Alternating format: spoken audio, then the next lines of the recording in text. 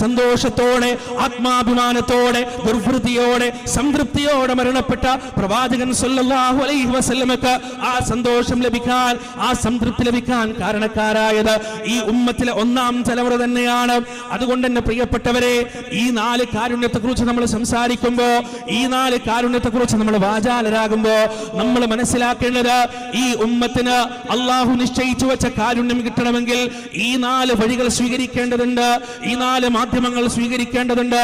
ഒന്നാമതായി അള്ളാന്റെ റസൂലിനെ ചാണിന് ചാണായി മുഴത്തിന് മുഴമായി പിൻപറ്റുന്നിടത്ത് മാത്രമേ ഈ ഉമ്മത്തിന് കാരുണ്യം ലഭിക്കുകയുള്ളൂ, ഈ ഉമ്മത്തിന് റഹ്മത്ത് ലഭിക്കുകയുള്ളൂ. ബിദ്അത്തുകൾ വലിച്ചെറിയുക, പുത്തനാചാരങ്ങൾ വലിച്ചെറിയുക, അനാചാരങ്ങൾ വലിച്ചെറിയുക, മുഹമ്മദ് സല്ലല്ലാഹു അലൈഹി വസല്ലമയുടെ കാലടിപ്പാടുകളെ പിന്തുടർന്ന് ജീവിക്കാൻ ഈ ഉമ്മത്തെന്ന് തയ്യാറാകുന്നുവോ ആ അന്ന് മാത്രമേ അള്ളാഹുവിന്റെ കാരുണ്യവർഷം ഈ ഉമ്മത്തിനുണ്ടാവുകയുള്ളൂ എന്ന്